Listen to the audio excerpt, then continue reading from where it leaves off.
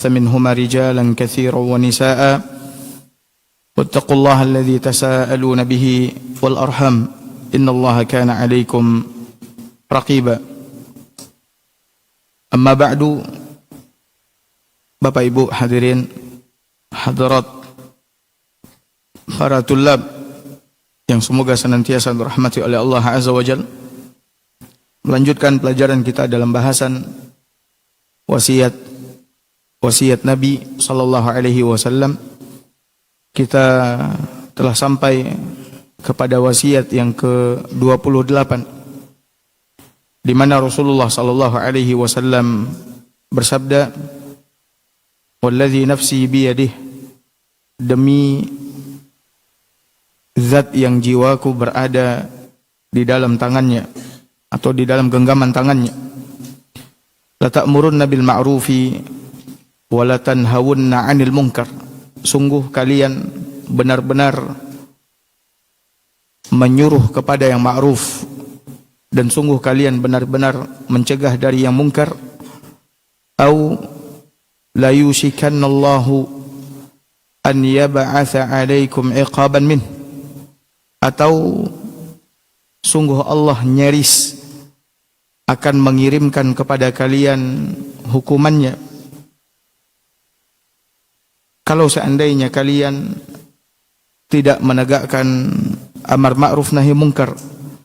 Thumma tad'unahu fala yustajabu lakum, kemudian kalian pun berdoa kepadanya namun doa kalian tidak diijabah oleh Allah Subhanahu wa ta'ala. Bapak Ibu hadirin hadirat yang semoga senantiasa dirahmati oleh Allah Subhanahu wa ta'ala. Pada pertemuan yang lalu kita telah menjelaskan kenapa Allah Subhanahu wa ta'ala menurunkan azabnya kepada kita kalau seandainya kita tidak menegakkan amar ma'ruf nahi munkar. Yang pertama, Bapak Ibu hadirin hadirat yang dimuliakan oleh Allah Subhanahu wa ta'ala, kalau seandainya kita meninggalkan amar ma'ruf nahi munkar, tidak menyeru kepada yang ma'ruf dan tidak mencegah dari yang munkar, maka akan tersebar dosa dan maksiat. Akan tersebar apa? Dosa dan maksiat. Dan apabila dosa dan maksiat telah tersebar, maka akan terjadi kerusakan di daratan dan di lautan. Akan terjadi kerusakan di daratan dan di lautan. Ini kalau seandainya kita meninggalkan amar ma'ruf nahi munkar. Kemudian yang kedua, kenapa Allah Azza wa Jalla menurunkan azabnya kepada kita? Dan ini juga telah kita jelaskan di pertemuan sebelumnya. Kalau seandainya kita meninggalkan amar ma'ruf nahi munkar, tidak menegakkannya di dalam kehidupan kita, tidak menegakkannya di tengah-tengah kaum muslimin, maka ketahuilah bahwa orang-orang munafik, baik laki-laki maupun perempuan, akan mengisi tempat yang kosong ini. Orang-orang munafik, laki-laki maupun perempuan, akan mengisi tempat yang kosong ini, di mana mereka akan mengajak manusia kepada yang mungkar dan mencegah orang-orang dari perbuatan ma'ruf. Orang-orang munafik akan apa? Akan bereaksi. Mereka akan mengambil kesempatan ini. Walaupun sebenarnya ketika kita menegakkan amar ma'ruf nahi munkar, orang-orang munafik juga akan apa? Juga akan melakukan sebaliknya, yaitu mereka akan mengajak manusia kepada kemungkaran dan mencegah orang-orang dari perbuatan ma'ruf. Ketika kita tinggalkan amar ma'ruf nahi munkar, mereka akan semakin leluasa. Mereka akan semakin bebas, dan tidak ada hambatan, halangan di dalam mengajak manusia kepada perbuatan mungkar dan mencegah manusia dari perbuatan ma'ruf. Sebagaimana Allah sebutkan di antara perbuatan orang-orang munafik, kata Allah Azza wa Jalla di dalam surat At-Taubah, ya'muruna bil munkar wa yanhauna 'anil ma'ruf. Mereka mengajak atau menyuruh kepada yang mungkar dan mencegah dari perbuatan yang ma'ruf. Kemudian yang ketiga, alasannya adalah kalau seandainya kita meninggalkan amar ma'ruf nahi munkar, maka kita akan dilaknat oleh Allah Subhanahu wa ta'ala. Allah akan melaknat kita. Sebagaimana Allah Subhanahu wa ta'ala telah melaknat Bani Israel sebelum kita. Kapan mereka dilaknat oleh Allah Azza wa Jalla? Ketika mereka berbuat maksiat, berbuat dosa. Lalu orang-orang yang alim di antara mereka tidak menegakkan amar ma'ruf nahi munkar. Tidak menegakkan amar ma'ruf nahi munkar. Kita akan menjadi umat yang terlaknat. Taib, yang keempat, dan ini adalah pelajaran kita yang baru. Syekh mengatakan rahimahullahu ta'ala, idza tarakna al-amra bil ma'ruf wan nahya 'anil munkar kathuratil ma'asi wadh dhunub. Apabila kita meninggalkan amar ma'ruf nahi munkar, ya, maka dosa dan maksiat akan bertambah banyak. Wa idza kathurat al-ma'asi wadh-dhunub ahlakallahu salih wat talih. Apabila dosa dan maksiat telah bertambah banyak, maka Allah Subhanahu wa ta'ala akan membinasakan orang yang saleh dan orang yang talih. Saleh artinya orang baik, talih orang yang buruk. Ya, semuanya akan dibinasakan oleh Allah Subhanahu wa ta'ala. Nah, Bapak Ibu hadirin hadirat yang semoga senantiasa dirahmati oleh Allah Azza wa Jalla. Perhatikan, Nabi kita yang mulia sallallahu alaihi wasallam membuat sebuah perumpamaan yang sangat indah dalam masalah ini.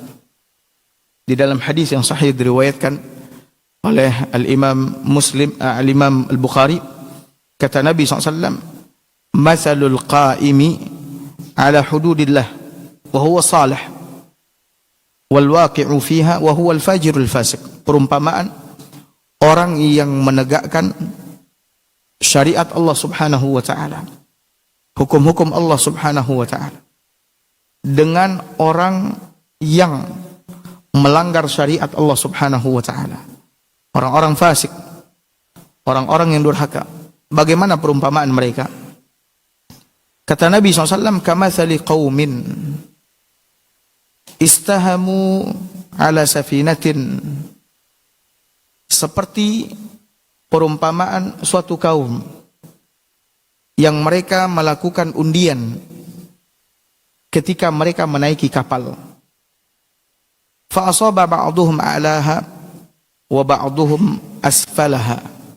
Mereka melakukan undian, siapakah di antara mereka yang berada di kapal bagian atas, dan siapakah di antara mereka yang berada di kapal bagian mana?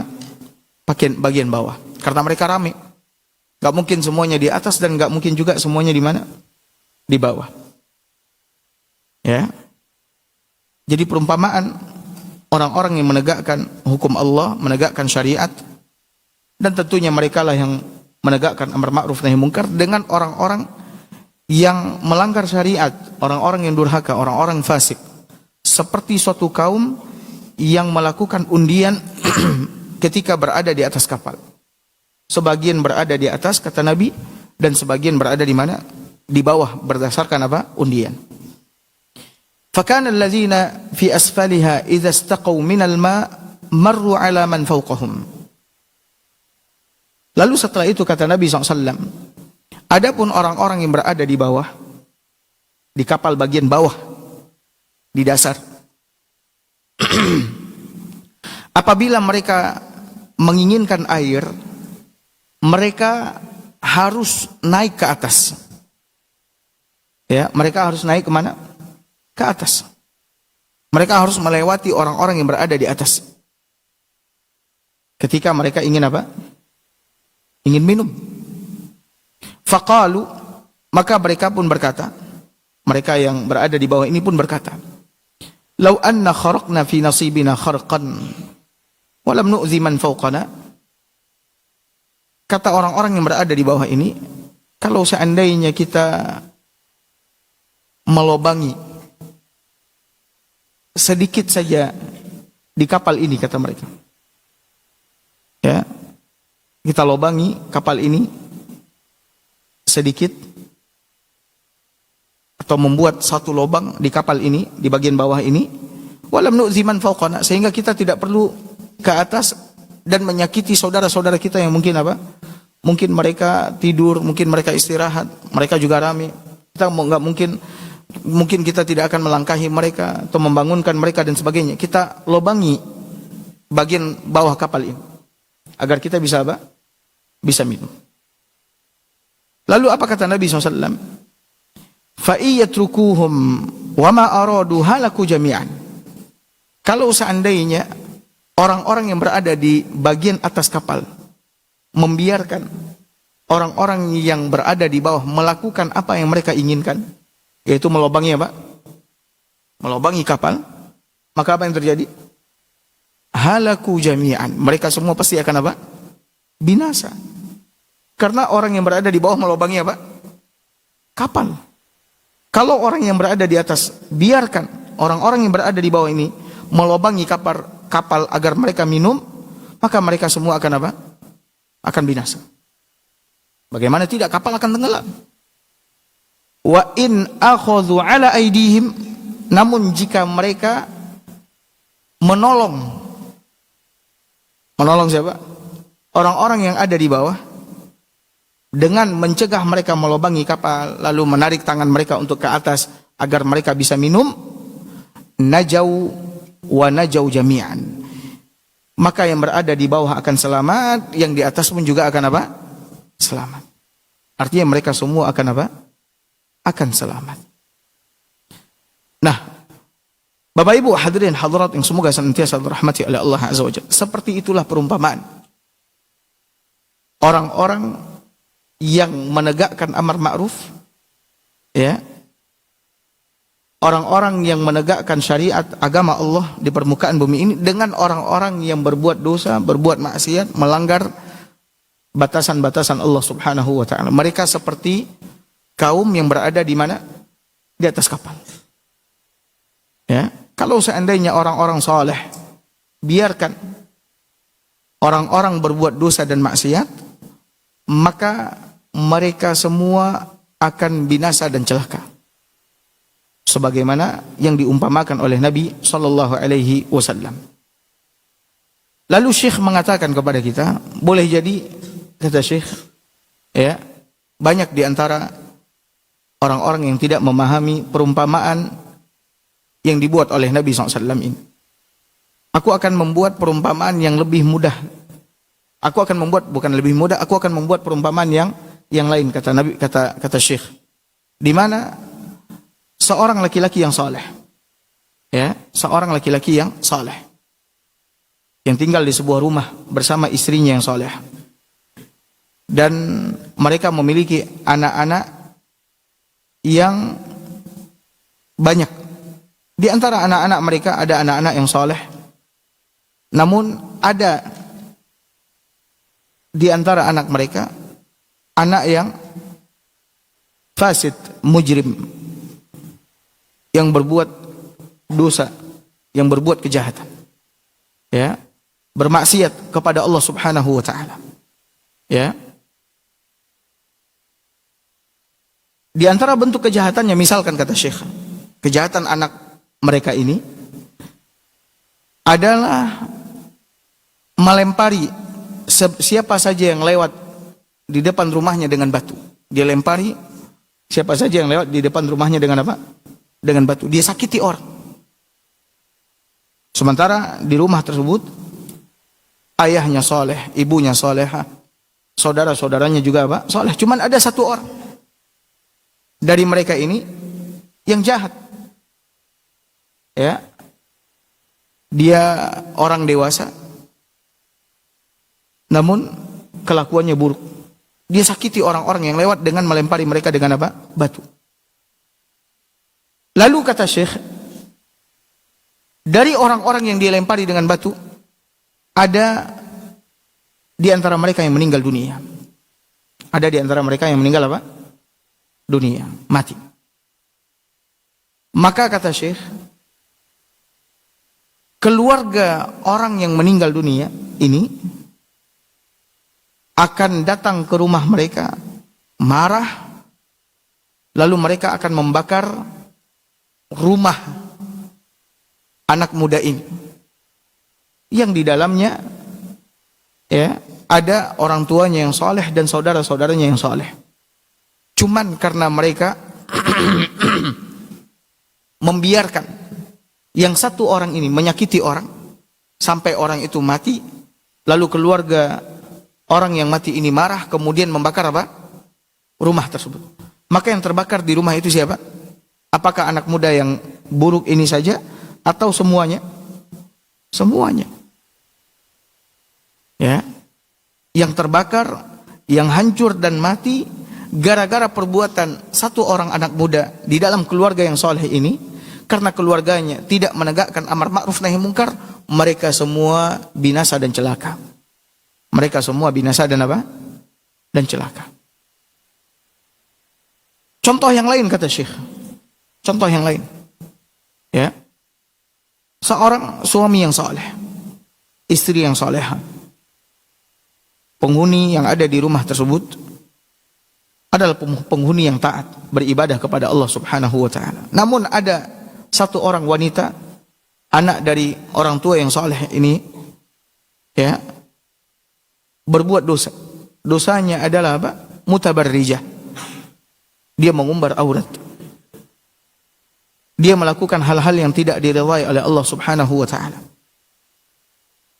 Sehingga suatu hari anak perempuan ini melakukan perbuatan zina. Melakukan perbuatan apa? Zina. Dan diketahui oleh orang-orang yang ada di komplek tersebut atau di daerah tersebut, bahwasanya anak perempuan lelaki dan wanita yang saleh ini telah melakukan apa? Perzinaan. Lalu Syekh berkata, apakah yang malu itu anak gadis orang ini saja, atau semuanya malu dan tercoreng nama baiknya, ya, muram muka semua orang yang ada di rumah ini? Maka jawabannya adalah apa? Semua orang yang ada di dalam rumah itu akan apa? Merasa malu, tercoreng nama baiknya, tidak tahu mau meletakkan mukanya di mana? Di mana? Di hadapan orang-orang. Ini gara-gara perbuatan satu orang apa? Anak gadisnya. Ketika anak gadisnya melakukan dosa, melakukan maksiat, maka semuanya terkena apa? Getah. Semuanya malu. Ya. Dan kenapa demikian? Ya karena dia tidak mencegah anak gadisnya dari awal untuk mengumbar aurat. Dia tidak menyuruh anak gadisnya dari awal mengenakan apa? Hijab. Sehingga ketika terjadi perbuatan fahisyah yang dilakukan oleh anak gadisnya, maka mereka semua ditimpa rasa malu yang luar biasa. Makanya lihat, orang tua yang ketika mendapati anaknya berbuat zina, dia marah, kemudian dia usir anaknya. Kenapa? Karena anaknya telah mencoreng kehormatan mereka.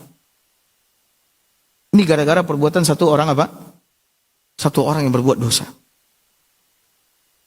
Nah begitu pula yang terjadi misalkan di tengah-tengah masyarakat kita, misalkan dalam pendidikan, misalkan ketika ada anak sekolah dari sekolah ini melakukan perbuatan dosa, perbuatan buruk, pertanyaannya apakah yang malu ya dan tercoreng namanya hanya anak yang melakukan dosa atau seluruh orang yang ada di sekolah tersebut? Seluruhnya. Oh, sekolah itu. Oh, itu ada anaknya yang ini nih. Ini sekolahnya nggak bagus ini. Makanya oleh karena itu penting bagi kita untuk menegakkan amar ma'ruf nahi mungkar kalau kita tidak ingin sama-sama binasa, sama-sama celaka. Kita harus tegakkan amar ma'ruf nahi mungkar. Karena sekali lagi apabila ada orang-orang yang berbuat dosa, berbuat maksiat di tengah-tengah kita, maka yang binasa dan celaka, yang terkena getahnya bukan saja mereka yang melakukan dosa dan maksiat, akan tapi orang-orang yang soleh, orang-orang yang baik pun juga akan terkena dampak dari orang-orang yang melakukan dosa dan maksiat. Makanya oleh karena itu, Bapak Ibu hadirin hadirat yang semoga senantiasa dirahmati oleh Allah, Nabi SAW berpesan kepada kita semua. Dan ini diantara prinsip di dalam beragama. Yaitu apa? Yaitu menegakkan amar ma'ruf nahi mungkar. Kata Nabi SAW di dalam hadis yang sahih diriwayatkan oleh Imam Muslim, kata Nabi, man ra'a minkum munkaran falyughayyirhu. Dengarkan baik-baik. Nabi SAW berwasiat kepada kita, siapa saja di antara kalian yang melihat ada orang yang melakukan kemungkaran, falyughayyirhu, maka hendaklah dia merubahnya. Merubahnya maknanya mencegahnya, melarangnya. Jangan dibiarkan orang-orang melakukan kemungkaran. Cegah orang. Dan itu hukumnya wajib sesuai dengan kemampuan kita. Mencegah kemungkaran hukumnya apa? Wajib. Namun bagaimana mencegahnya ini kembali kepada kemampuan kita. Kalau seandainya kita adalah orang-orang yang memiliki kekuasaan, memiliki kewenangan, maka kita wajib mencegah kemungkaran itu dengan tangan kita. Nabi SAW mengatakan falyughayyirhu biyadihi, maka hendaklah dia mencegah kemungkaran itu dengan apa? Dengan tangannya. Dan ini bagi orang-orang yang apa? Memiliki kekuasaan. Seperti siapa? Seperti orang tua terhadap anaknya. Orang tua terhadap siapa? Anaknya. Orang tua berkuasa atas anaknya. Ketika misalkan anaknya meninggalkan salat, maka dia mencegah kelakuan anaknya ini dengan apa? Dengan tangannya, dengan memukulnya. Nabi SAW mengatakan, muru auladakum bis-shalah wa hum abna'u sab'. Perintahkan anak-anak kalian untuk mengerjakan salat ketika mereka berusia berapa tahun? 7 tahun. Wajib orang tua menyuruh anaknya salat di saat anaknya berusia 7 tahun. Wadribuhum 'alaiha wa hum abna'u 10. Pukul mereka kalau seandainya mereka meninggalkan salat. Lihat, disuruh memukul untuk mencegah kemungkaran yang dilakukan oleh anak. Pukul mereka kalau seandainya mereka meninggalkan salat ketika mereka berusia berapa tahun? 10 tahun. Pukul mereka. Begitu juga penguasa-penguasa yang memiliki kekuasaan. Mereka wajib mencegah kemungkaran-kemungkaran yang dilakukan oleh rakyatnya dengan tangannya, dengan kekuasaannya. Karena dia memiliki kekuasaan. Dia memiliki kewenangan. Lalu kata Nabi SAW, فَإِلَّمْ يَسْتَطِعْ, maka jika seandainya dia tidak mampu mencegah kemungkaran tersebut dengan tangannya karena dia tidak memiliki kekuasaan, maka cegahlah kemungkaran itu bilisanihi, dengan apa? Dengan lisan. Ya, contohnya misalkan nih antum para tulab melihat ada teman antum yang melakukan kemungkaran, maka antum cegah dengan apa? Dengan lisan. Antum tidak memiliki kekuasaan atas mereka. Maka yang antum ingatkan mereka, antum cegah mereka, jangan kau lakukan ini. Ya, ini adalah perbuatan yang diharamkan oleh Allah Subhanahu wa taala, dibenci oleh Allah Subhanahu wa taala. Larang dia. Kalau seandainya kita tidak memiliki kekuasaan dan kita mampu mencegahnya dengan lisan, maka sampaikan. Sampaikan. Para orang tua misalkan, orang-orang yang sudah tua usianya, melihat anak-anak muda melakukan kemungkaran, dia tidak memiliki kekuasaan karena itu bukan anaknya. Tidak mungkin dia pukul. Maka dia cegah dengan lisan, nak, kau jangan lakukan ini haram. Nak, kau jangan lakukan ini. Nak, kau jangan lakukan ini. Ya, kalau seandainya kita tidak memiliki kekuasaan, tidak memiliki kewenangan, maka cegahlah kemungkaran itu dengan apa? Dengan lisan. Kalau seandainya kita pun juga tidak mampu mencegah kemungkaran itu dengan lisan, karena khawatir kalau kita berbicara, ya, dia marah dan akan berbuat hal yang buruk dan jahat kepada kita, karena kita tahu orang ini adalah orang yang terkenal dengan kejahatannya. Maka kata Nabi SAW, cegahlah kemungkaran itu dengan apa? Dengan hati kita. Maksudnya apa? Ingkari kemungkaran itu.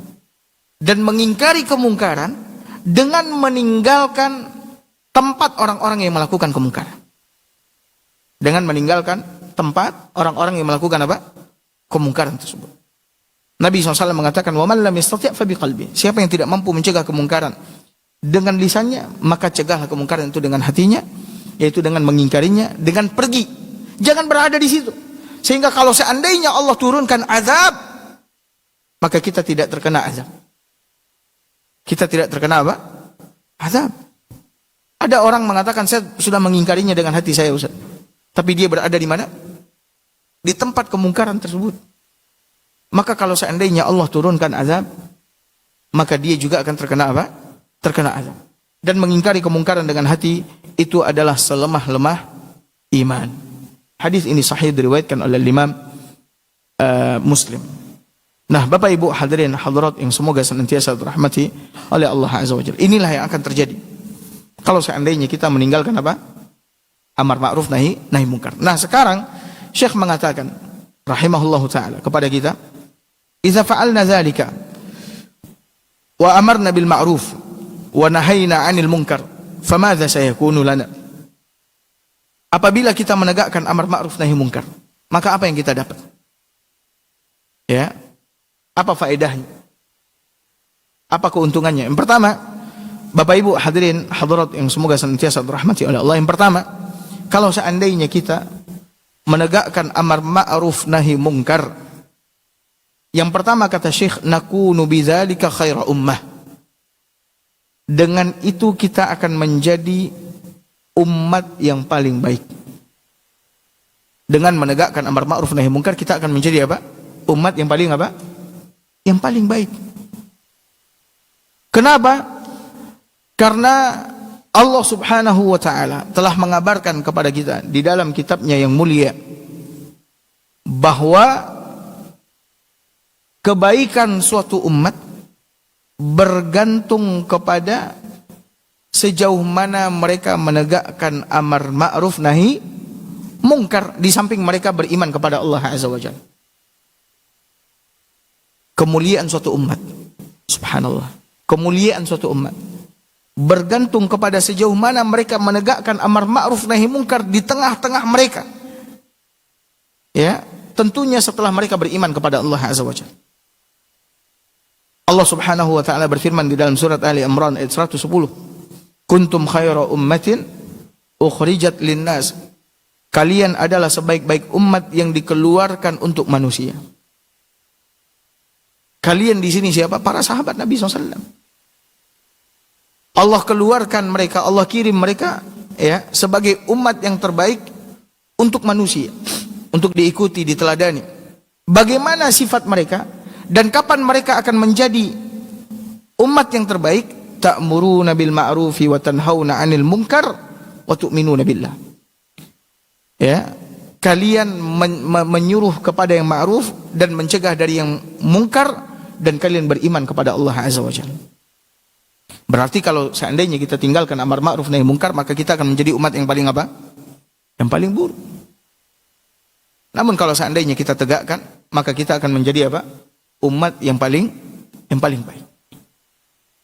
Makanya keluarga yang paling baik, keluarga yang paling baik itu adalah keluarga yang menegakkan amar ma'ruf nahi munkar di tengah-tengah keluarganya. Suami menegakkan amar ma'ruf nahi munkar ya di tengah-tengah istrinya dan anak-anaknya. Begitu juga istri menegakkan amar ma'ruf nahi munkar, anak menegakkan amar ma'ruf nahi munkar. Maka apabila semua anggota keluarga menegakkan amar ma'ruf nahi munkar, maka mereka akan menjadi keluarga yang paling baik. Kemudian yang kedua, Idza amarna bil ma'ruf wa nahayna 'anil munkar nasarana Allahu ala a'daina. Apabila kita menegakkan amar ma'ruf nahi munkar, kata Syekh rahimahullahu taala, maka Allah Subhanahu wa taala akan menolong kita menghadapi musuh-musuh kita. Sekarang ini kita tidak berdaya dan berkuasa atas musuh-musuh kita. Bahkan musuh-musuh kita sewenang-wenang terhadap kita, melakukan apa saja ya terhadap kita, berbuat jahat, menindas, membunuh, merampas harta kekayaan kita. Ya. Itu kenapa bisa terjadi? Salah satunya karena kita tidak menegakkan apa? Amar ma'ruf nahi munkar. Namun kalau seandainya kita menegakkan amar ma'ruf nahi munkar, kemudian kita menjalankan syariat Allah Subhanahu wa taala, pasti, saya katakan pasti, akan menolong kita menghadapi musuh-musuh kita. Musuh-musuh kita tidak akan berdaya dan berkuasa atas kita. Dalilnya mana? Firman Allah Subhanahu wa taala di dalam surat Al-Hajj ayat 40-41. Kata Allah Subhanahu wa taala, "Wa la yansurannallahu man yansuruh." Allah sungguh benar-benar akan menolong orang yang menolongnya. Allah sungguh benar-benar, nih lihat penegasan. Penegasan. Allah di dalam ucapannya. Allah sungguh benar-benar akan menolong orang-orang yang menolongnya. Allah butuh pertolongan dari kita? Allah tidak butuh pertolongan dari kita.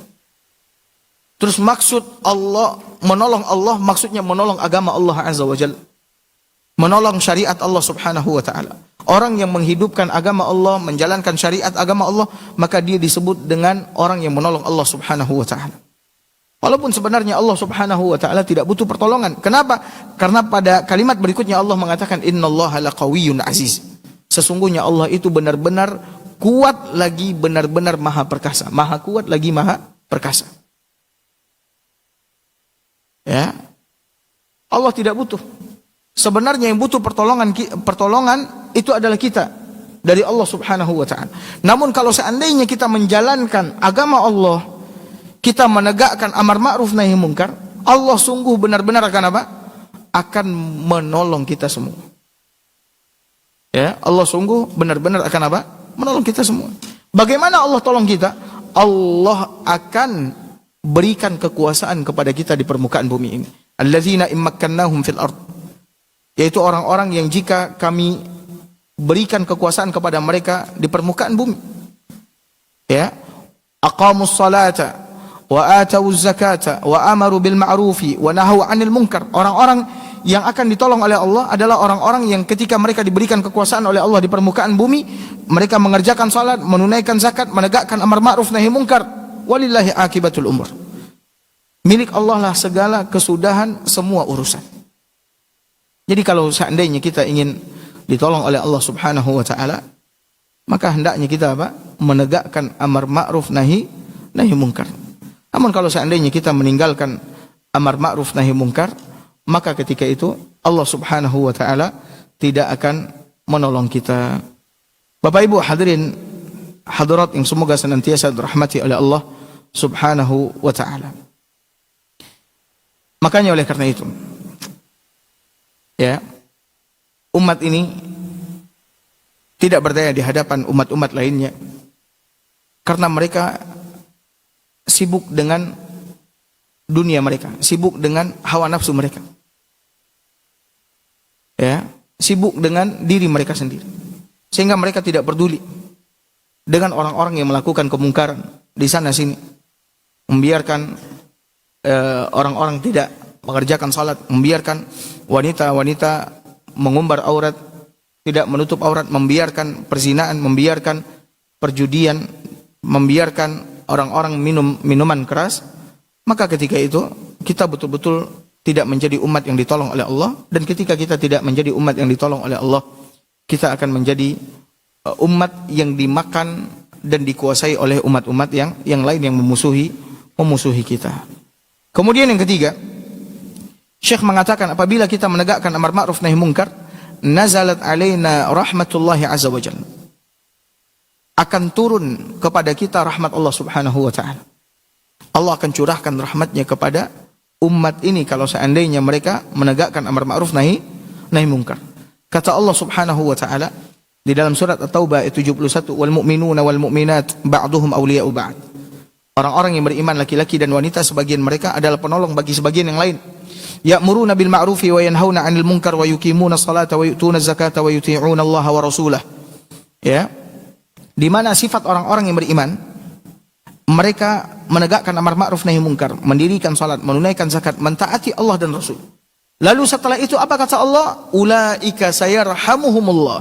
Mereka itu adalah orang-orang yang akan dirahmati oleh Allah Subhanahu wa taala. Kemudian yang keempat, apabila kita menegakkan amar ma'ruf nahi munkar, najjanallahu minal azabi idza nazala 'ala zalimin al-fasikin. Allah akan menyelamatkan kita dari azab apabila azab itu turun menimpa orang-orang zalim dan orang-orang fasik. Apabila azab itu turun menimpa orang-orang zalim dan orang-orang apa? Fasik, Allah akan selamatkan kita dari azab. Lihatlah Nuh alaihi salam dan kaumnya, di mana mereka menegakkan amar ma'ruf nahi munkar, mencegah kaumnya dari kesyirikan. Begitu juga orang-orang yang beriman bersama dengan Nuh juga melakukan hal yang sama. Ketika Allah menimpakan azab kepada kaumnya, maka Nuh dan kaumnya yang beriman bersama dengannya apa? Selamat dari apa? Dari azab tersebut. Selamat dari apa? Dari azab tersebut. Maka seperti itulah Bapak Ibu hadirin hadirat dimuliakan oleh Allah. Tapi kalau seandainya kita tinggalkan amar ma'ruf nahi munkar, ketika azab itu turun menimpa orang-orang zalim, menimpa orang-orang fasik, kita pun juga akan apa? Akan terkena oleh azab tersebut. Allah Subhanahu wa taala berfirman dalam surah Al-A'raf ayat 165. Kata Allah Subhanahu wa taala, "Falamma nasu ma dzukiru bihi anjayna alladhina yanhauna 'anis su' wa akhadna alladhina zalamu bi'adzabin ba'is bima kanu yafsukun." Dengarkan. Maka tatkala mereka lupa apa yang telah diperingatkan kepada mereka, mereka tinggalkan perintah-perintah Allah, mereka langgar larangan-larangan Allah Azza wa Jalla. Kata Allah Azza wa Jalla, "Anjayna alladhina yanhauna 'anis su'." Kami selamatkan orang-orang yang melarang mereka dari keburukan. Kami selamatkan orang-orang yang melarang mereka dari apa? Keburukan. Sedangkan orang-orang yang zalim kami timpakan kepada mereka azab yang sangat pedih karena kefasikan yang mereka lakukan. Jadi kalau seandainya kita tidak menegakkan amar ma'ruf nahi munkar, maka kita juga akan terkena apa? Terkena azab. Kemudian yang kelima kata Syekh, apabila kita menegakkan amar ma'ruf nahi munkar, tahassalna 'alal falahi fid dunya wal akhirah. Kita akan meraih kemenangan di dunia dan di akhirat. Apabila kita menegakkan amar ma'ruf nahi munkar, kita akan meraih apa? Kemenangan di dunia dan di akhirat. Allah Subhanahu wa taala berfirman di dalam surat Ali Imran ayat 104, kata Allah Subhanahu wa taala, "Wal takum minkum ummatun yad'una ilal khair." Hendaklah ya ada di antara kalian segolongan umat yang mengajak kepada yang baik, wa ya'muruna bil ma'ruf, menyuruh kepada yang ma'ruf, ya, wa yanhauna 'anil munkar, dan mencegah dari perbuatan yang munkar. Lalu setelah itu Allah mengatakan, wa ulaika humul muflihun. Mereka itulah orang-orang yang menang di dunia dan menang di akhirat. Maka dari sini Bapak Ibu hadirin hadirat para tulab yang semoga senantiasa dirahmati oleh Allah, kebahagiaan kita di dunia dan di akhirat bergantung kepada sejauh mana kita menegakkan amar ma'ruf nahi munkar. Kalau seandainya kita memang menginginkan kebahagiaan, kemenangan, kemuliaan di dunia dan di akhirat, maka hendaknya kita mulai melakukan perbuatan amar ma'ruf nahi munkar. Dimulai dari mana? Dimulai dari keluarga kita. Dimulai dari orang-orang yang berada di bawah kekuasaan kita. Kita sebagai tuan, majikan, memiliki pembantu misalkan, atau sebagai bos, atasan, memiliki bawahan, maka mulailah menegakkan amar ma'ruf nahi munkar terhadap mereka. Maka dengan demikian Allah Subhanahu wa taala akan memberikan kebaikan, kemenangan, kemuliaan kepada kita semua. Taib, Bapak Ibu hadirin hadirat yang semoga senantiasa dirahmati oleh Allah. Mungkin cukup sampai di sini kajian kita. Semoga apa yang kita sampaikan pagi ini bermanfaat, dan insyaallah taala di pertemuan berikutnya kita akan membahas masalah yang penting yang Syekh sebutkan berkaitan dengan apa yang telah kita sampaikan, yaitu menegakkan amar ma'ruf nahi munkar, yaitu tentang sifat-sifat orang-orang yang menegakkan amar ma'ruf nahi mungkar. Ya, sifat-sifat orang-orang yang menegakkan amar ma'ruf nahi mungkar atau sifat-sifat seorang dai. Sifat-sifat seorang apa? Dai. Agar dakwahnya sukses, agar dakwahnya diberkati oleh Allah Subhanahu wa taala, maka ada beberapa sifat ya yang harus dia miliki